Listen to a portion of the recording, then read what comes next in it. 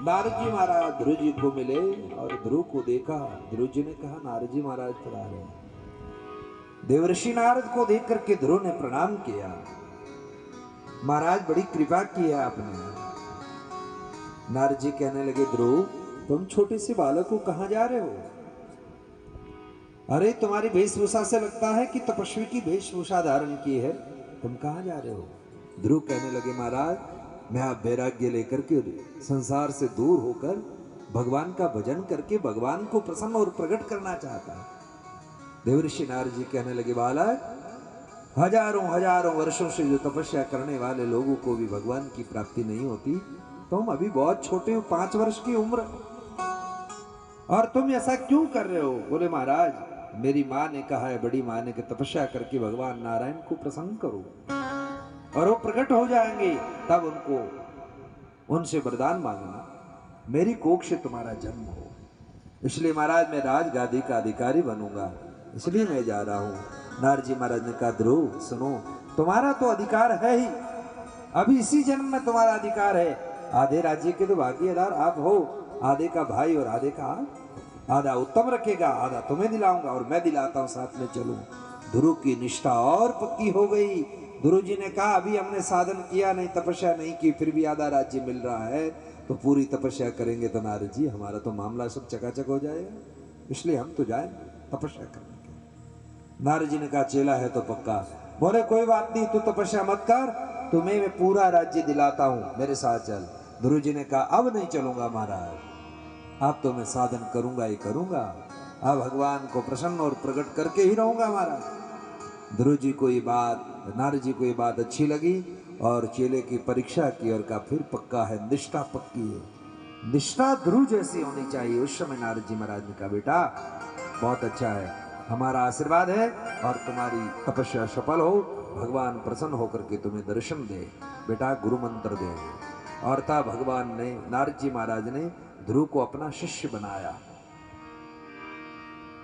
कान में मंत्र दिया, ओम नमो भगवते वासुदेवाय, ओम नमो भगवते वासुदेवाय, ओम नमो भगवते वासुदेवाय। बेटा ध्रुव इसी मंत्र का जप करना, भगवान कृपा करेंगे। बोले गुरुदेव आपकी कृपा। नारद जी महाराज वहां से पधार जाते हैं और ध्रुव उस घनघोर जंगल में गए।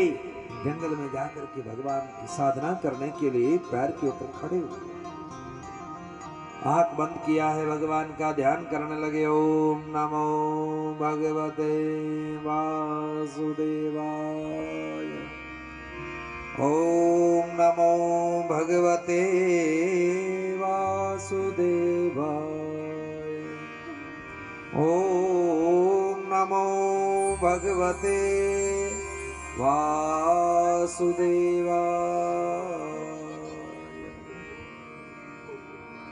भगवान नारायण का ध्यान किया। 1 महीने में ध्रुव जी ने अन्न और जल लेना छोड़ दिया, दूसरे महीने में जल छोड़ दिया, तीसरे महीने में फल आदि लेते वो भी छोड़ दिया, फिर वृक्षों के पत्ते खाते वो चौथे महीने में छोड़ दिया। 5वें महीने में वो भी सब कुछ छोड़ दिया, केवल वायु का सेवन करते थे। 6ठे महीने में वो भी छोड़ दिया।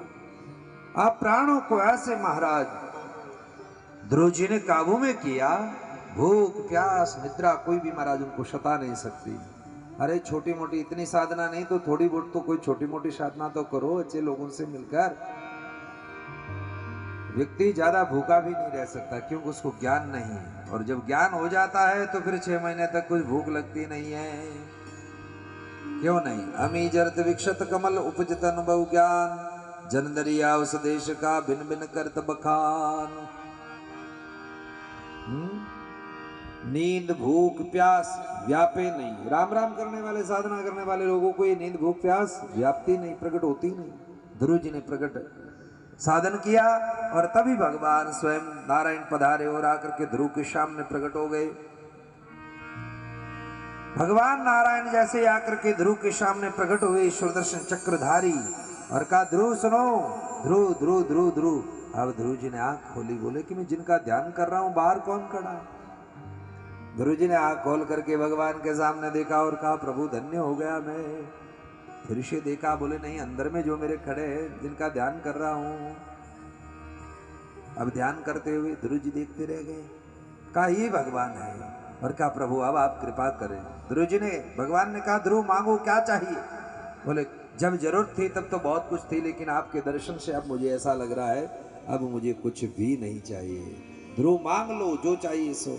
बोले महाराज भविष्य में आगे जाकर के मांगने की इच्छा भी मेरी हो जाए, उसको आप उखाड़ करके फेंक दो, कभी मैं मांगू ही नहीं किसी से।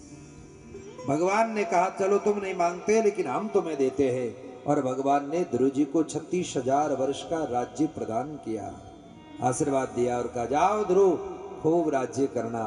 तो ध्रुव जी महाराज ने इस पृथ्वी पर 36,000 वर्ष तक राज्य किया। भगवान आशीर्वाद दे करके और अंतर ध्यान हो गए। अब ध्रुव ने राज्य करते करते वर्ष बीत गए, तब अपने पुत्र को राजगादी पर बिठा करके और स्वयं चले गए बद्री का आश्रम, और वहां जाकर के भगवान का भजन किया।